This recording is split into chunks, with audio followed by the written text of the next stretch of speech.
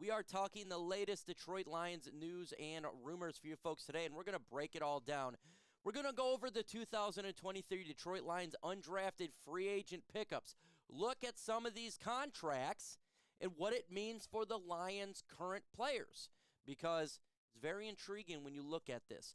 Jared Goff, could he be getting an extension? Well, Dave Birkett dropped a nugget. We're going to talk about it, what it means for the Lions, even though they drafted Hendon Hooker. DeAndre Swift requested a trade when the Lions selected Jahmyr Gibbs. We'll talk about that, as well as the Lions would have taken Devon Witherspoon at pick 6. But before we get into today's video, if you're a Detroit Lions fan and you are watching this and not subscribed, what in the hell? Go ahead and hit that subscribe button, because we talk all things Detroit Lions news and rumors, trying to get to 36,000. We're a little more than about 100 away from that, so go ahead and hit that subscribe button. Also, smash that like button to help the channel out. Let's go.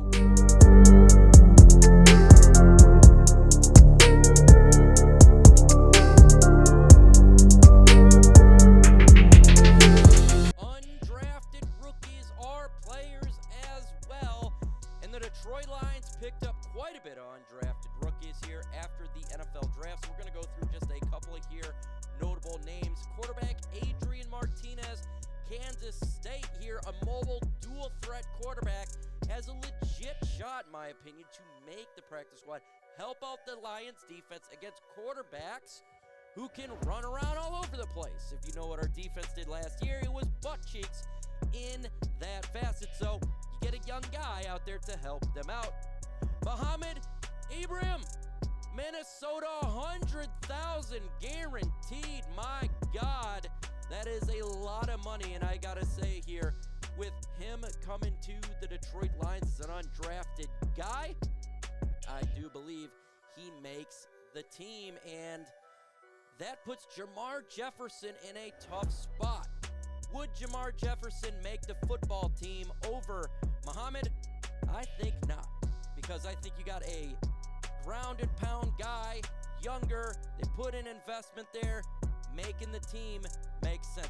Chase Cota, Oregon, wide receiver, 80,000 guaranteed. I think he could potentially make the team, as well as a wide receiver 6. Trinity Benson, Kennedy, those guys may have a problem making the football team with Cota on this bad boy, because he brings something a little bit different, and a younger guy you can develop. I could see that happening. You got Corey Durden as well as NC State, 40,000 guaranteed. I don't know if he actually makes the roster. This could be a situation, makes the practice squad. A lot of interesting talent at the interior defensive line, yet to be seen, but a lot of these players have shots. We've seen it before. Jerry Jacobs, undrafted.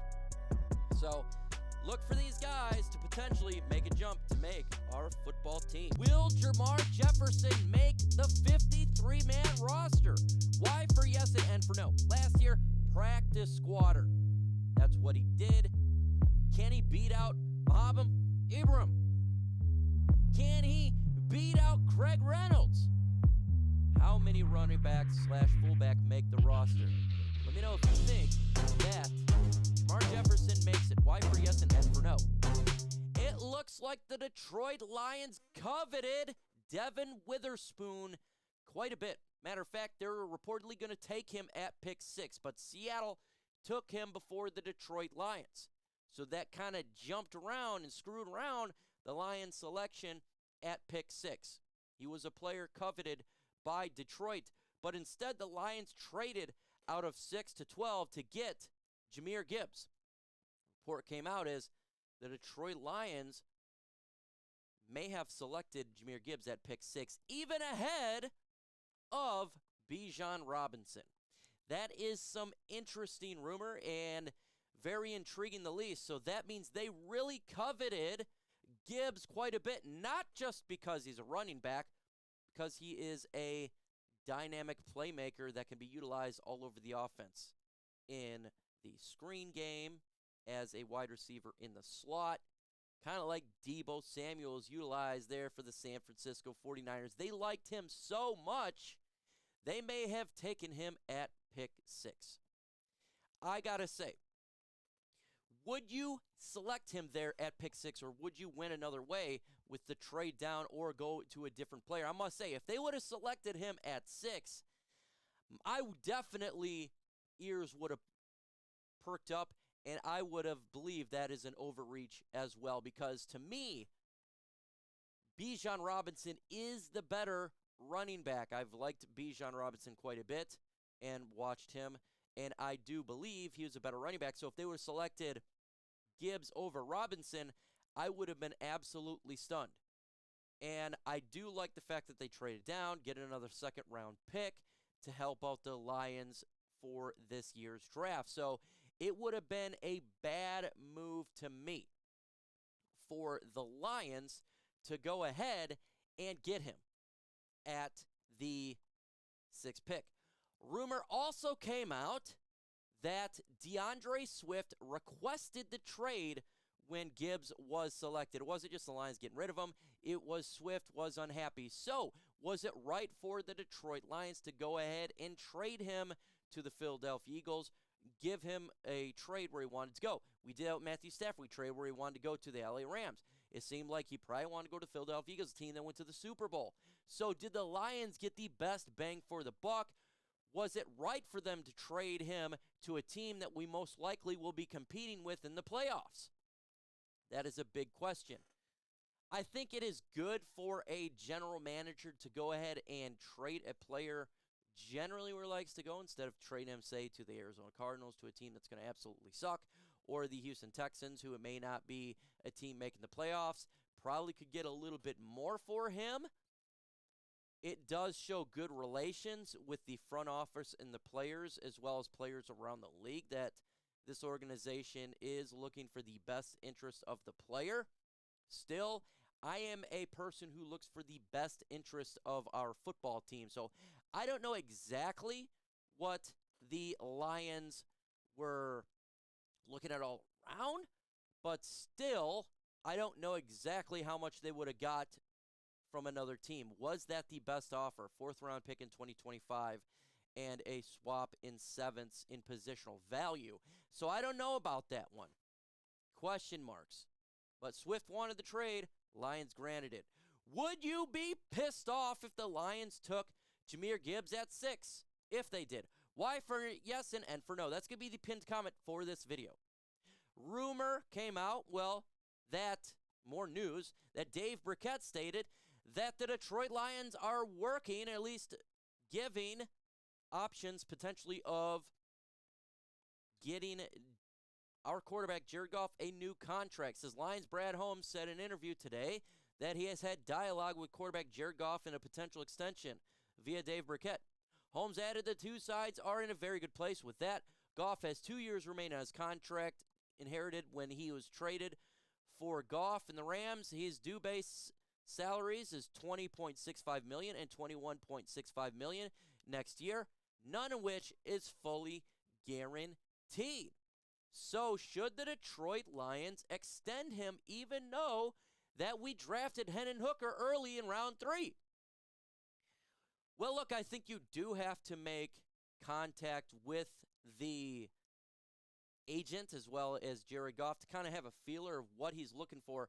What I think Hendon Hooker is absolute insurance if Jared Goff's wanting this massive contract, because no reason to give him a massive contract when you do have a Hendon Hooker who is Jared Goff-esque but a little more mobile, who will be much cheaper on a rookie deal.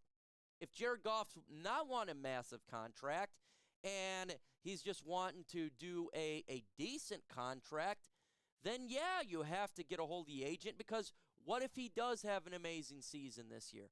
What if he comes out and does another year like last year, blowing it up? Then you should probably look to extend Jared Goff, because you know what you have with him instead of Hendon Hooker. But what if he has a great season, he's asking for $50 million? Hell no! You got Hendon Hooker, right? You have a guy who will be much cheaper, and you can continue to build around the football team. Or what if Hendon Hooker is not ready, doesn't look good, then you do have Jared Goff right there, and you can just go ahead and extend him. Or another case, They both look good, and you can trade a Hendon Hooker or trade a Jared Goff. So either way, I think it is important to have dialogue with the agent and Jared Goff because you really don't know what's going to happen until it happens. There's a lot of what-if scenarios, and it might as well cross every scenario down because you got plan A, plan B, plan C, plan D. That's what a good organization does. They prepare for every scenario. Either way, the Lions are in a great situation when it comes to the quarterback situation. We are. We're in a good spot. It's a win-win. That's why drafting Hendon Hooker was great by Brad Holmes. Great by this organization to have a guy back there for insurance.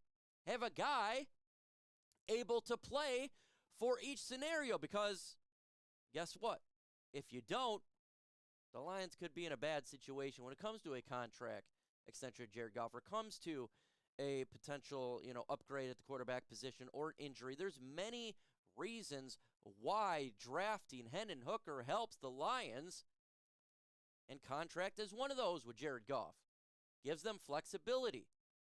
They're not forced to do one thing and pinned with their backs against the wall. That's the last thing you want the Detroit Lions to do, and that's a situation that the Lions were in kind of with Matthew Stafford throughout the years. And you want to be able to be flexible. You want to be able to have different scenarios. So my take is I definitely believe this is the case, and they should be doing this. Absolutely. Prepare for the worst, hope for the best, and very good. So right now I'm liking Brad Holmes and how he's running this organization. I like how he's drafting. I like how he's preparing just in case for each scenario for Jared Goff, Hendon Hooker.